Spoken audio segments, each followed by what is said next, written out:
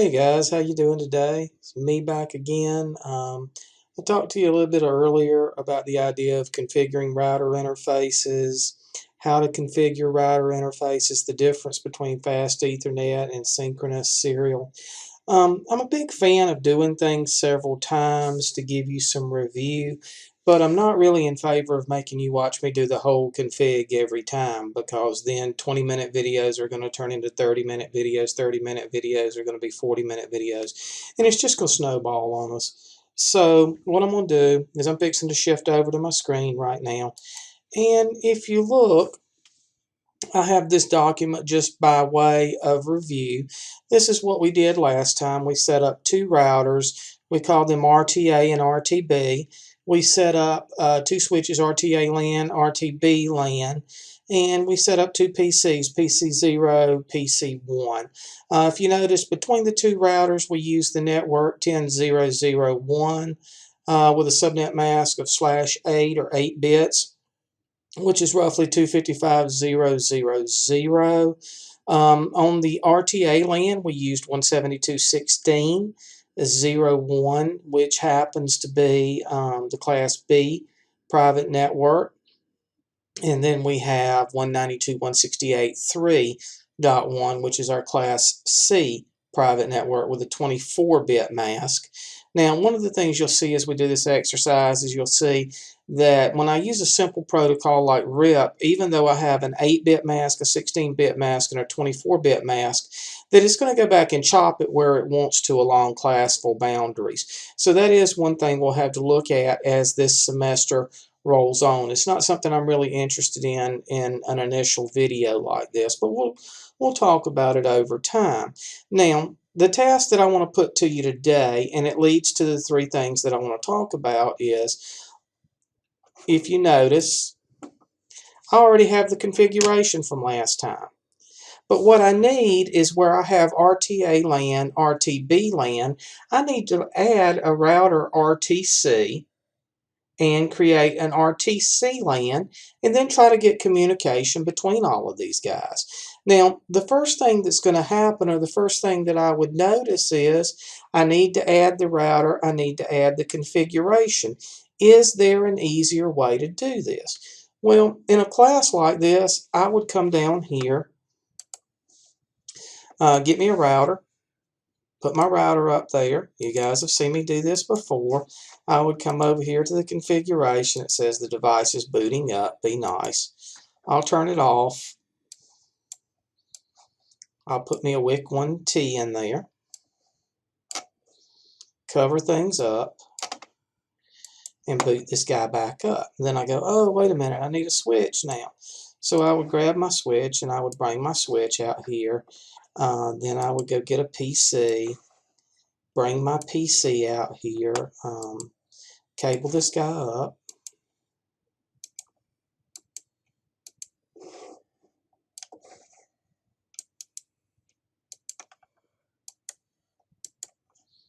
And if you notice, the interface is down, so I got the red like I expected. Again, I see spanning tree come up there again. Put my configuration up here, go to my next serial. So now I physically have adjusted the configuration to get it where I want it to be. We'll get this guy out of the way a little bit. To get it where I want it to be, but the problem is really I need to go in there and configure this router.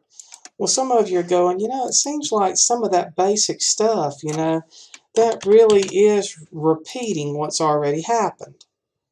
And you're correct, it is. So let's take a look at something. What if, see, that's a 1, so it's most like this one. What if I come over here, remember we made the password, please. Enable this guy. What if I do show run?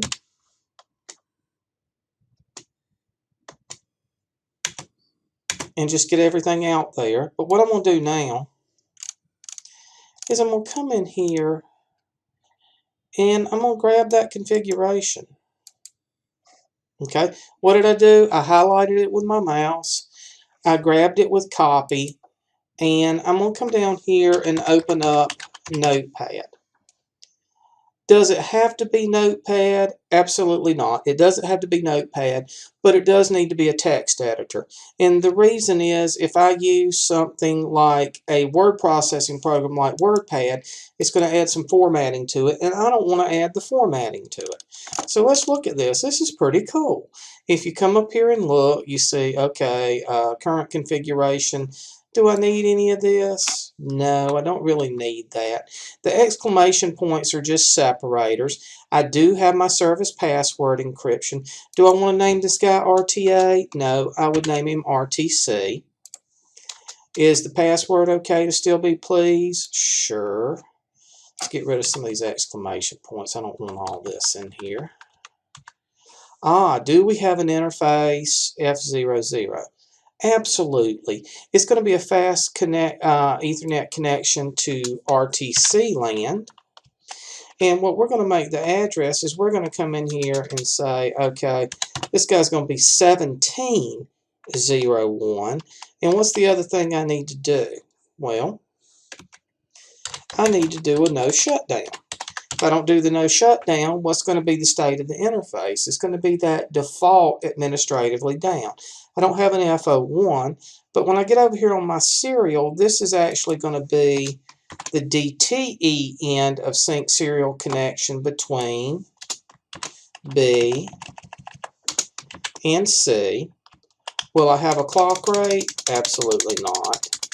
But I can put my no shutdown right there. And we'll just make this 172.18.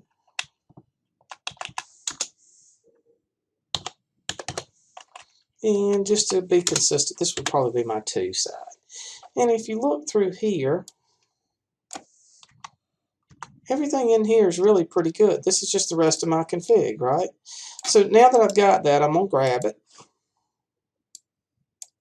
I'm going to come over here to this router. And look, I'm in just basic router config. So if I hit enable, it takes me to privileged. If I hit Conf-T, I'm in global. What would happen if I posted this configuration that I copied out of Notepad right here? Well, if you look, and all I did was right click and do paste, we suddenly have an RTC. If you look up here, you have a green link on the fast Ethernet of RTC. The switch is trying to go through spanning tree protocol. If I do show IP interface brief, you see my fast Ethernet is up. My serial's down, but that's not really all that confusing because my other side of it is down. What would happen if I wanted that to go up? I would actually need to come in right here on this guy and go in, enable, configuration T, interface S01. Remember the 00 was already connecting to RTA. So this is going to my 01 and I need IP address. And if I remember correctly, we used 172.18.01. This did have a clock rate, which again we're going to use 56,000. And we will no shut that interface.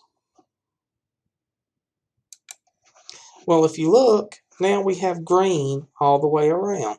The things we would need to change is we would need to come into this switch and we will name this guy RTC LAN, which will make him look like the other one. We'll go into the config, enable conft host RTC LAN. We'll give him the name. Enable secret, please. We'll do service password encryption. Line con 0. Password is please at login. Line VTY. And if you remember, we do 0 to 15 because we have 16 lines here. And the only thing else we need to do is we need to do a little copy run start on this guy. And all that's doing is saving the configuration. So next time I come back to this, I still have it there. Okay. We'd come up here and do the same thing just so we don't lose anything. Copy, run, start is the equivalent of saving. And then we need to come down here on this guy right here and basically set up the config. 172.17.0.1 is his gateway, and his IP address was 172.17.0.2, and the mask is correct. I would come over here to the desktop and just do a little quick check.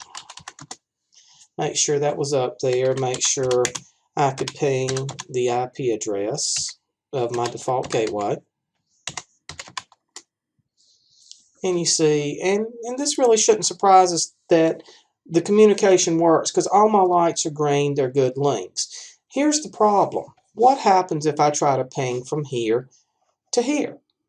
Well, if we come in and look at it, got click happy.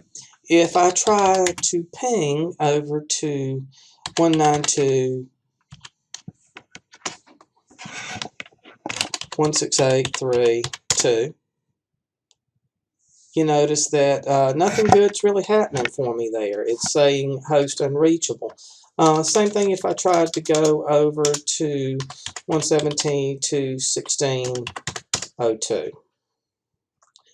We still have a problem. And what is the basic problem here as we go through this? Well, as we go through this, these routers only know what's directly connected to them. How can you look at the routing table in a router? Well, I can do show IP route. That shows me the actual routing table. If you look at this router, RTC has 172.17 as its LAN, and it has 172.18 as its WAN or synchronous serial interface, and that's all it knows about. If I'm trying to get to the 192.168.3 network, it has no clue. If I'm trying to get to the 10 network, it has no clue. And if you don't believe that, come over here and look at B. If I come over here to B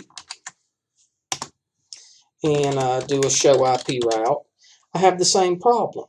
Now I know about the 10 connection to RTA, I know about the 172.18 connection to RTC, and I know about the 192.168.3 connection to the LAN.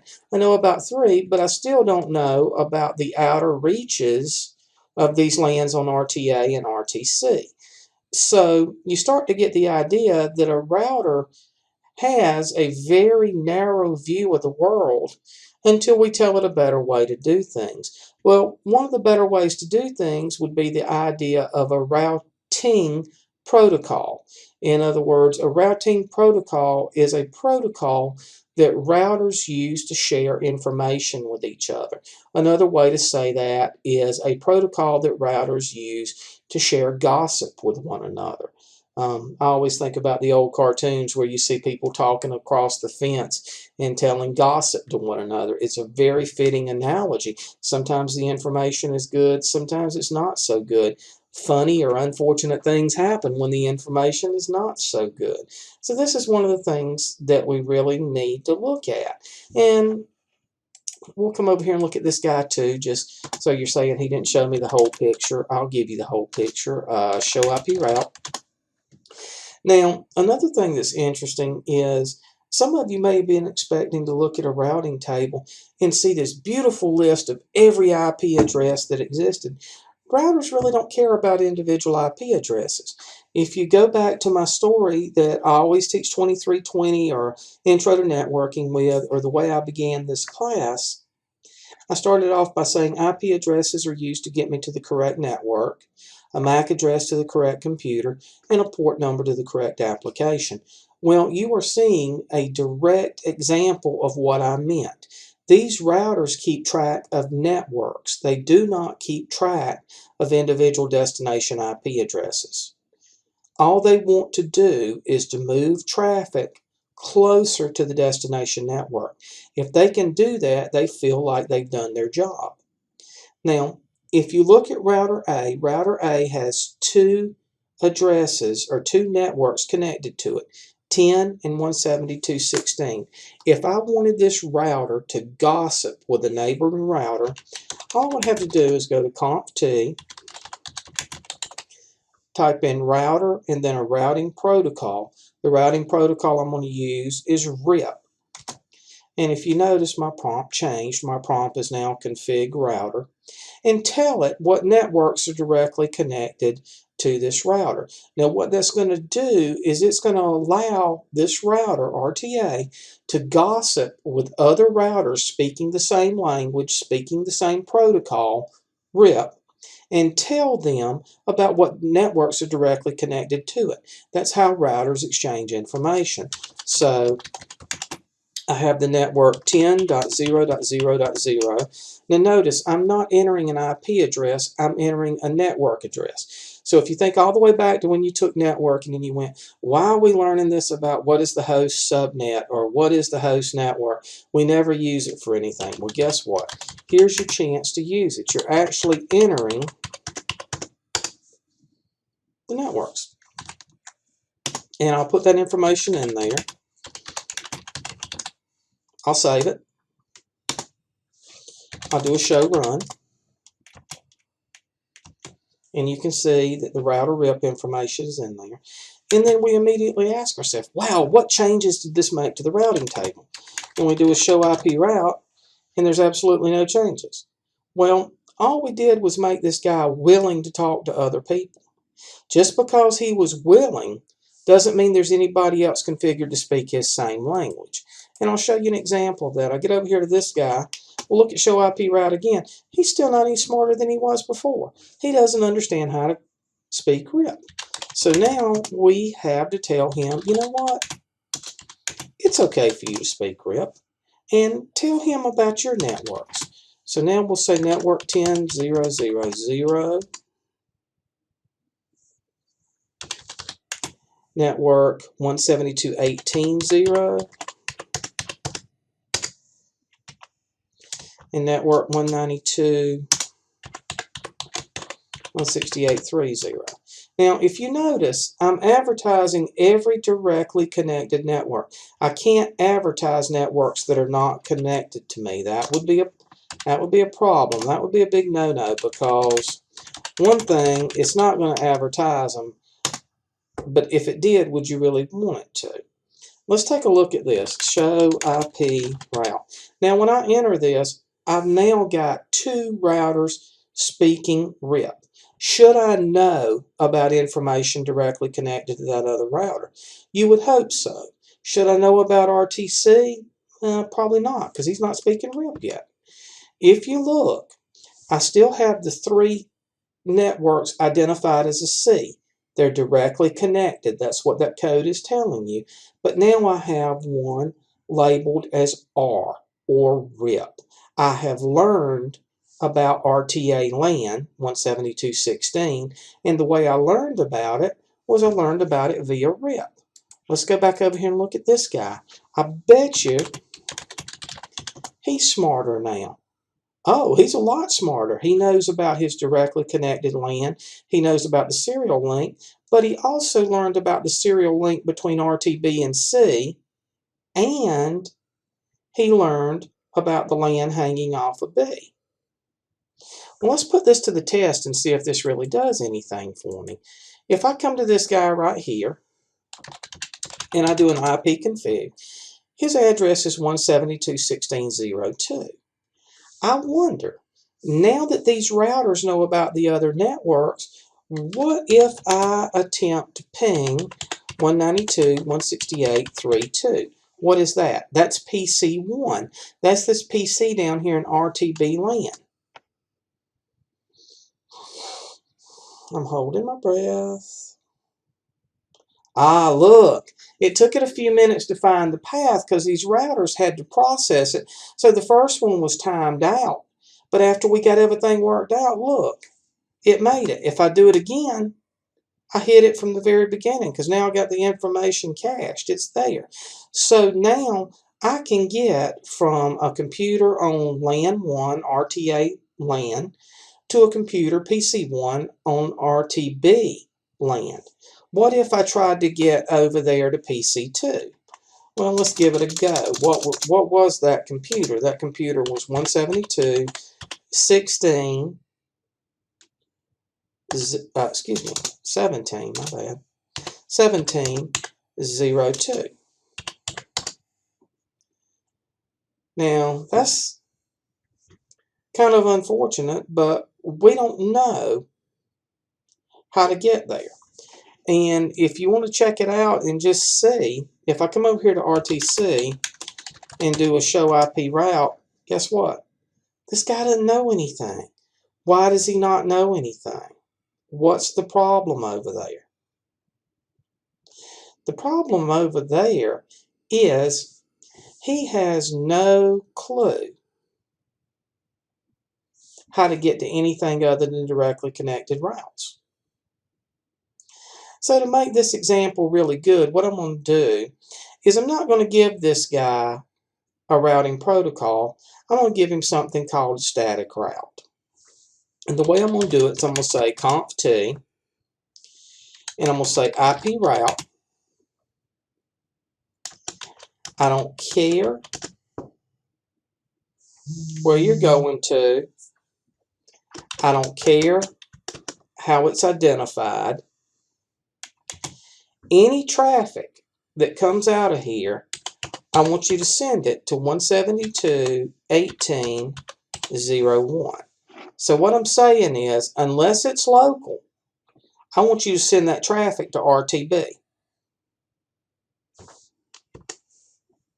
Well, it took my command. This is called a static route or a static path for getting out of there. Let's take a look at our routing table now. Remember a minute ago we only had directly connected routes. But if you look now, I have a route indicated as S, which means that's not a learned route.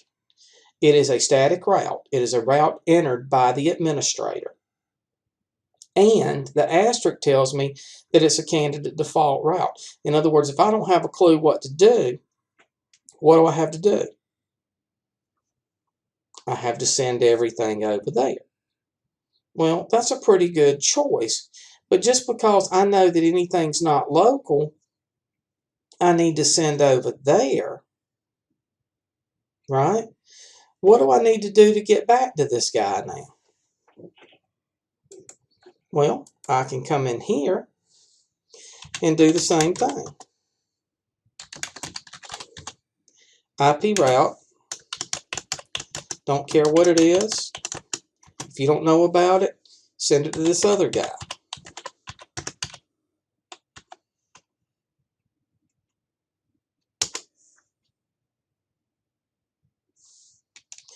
Let's look at some commands. If you look in here, you can look at all the different commands. You really don't see a whole lot about what to do, but let me show you something interesting. If I go under router rip and take a look at the redistribute command. Redistribute information from another routing protocol. So if I'm under router rip now, what if I redistribute that static route? Well, what that's going to do is if I show IP route, you see now I have a path via RIP to the LAN hanging off RTA. I have my directly connected, and I have a static route. If I don't have a clue what to do, what am I going to do? Send it over to this guy here. Just like this guy has one that says if I don't have a clue, send it over here. Well, let's see what the redistribute static may have done for me over here.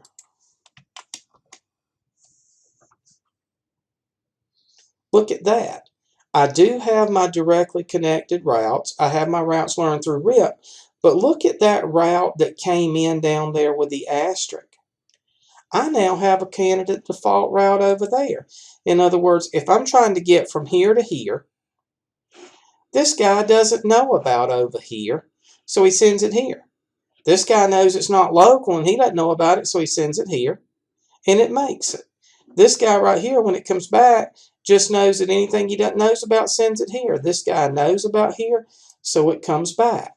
Let's see if that fixes my problem. Look at there.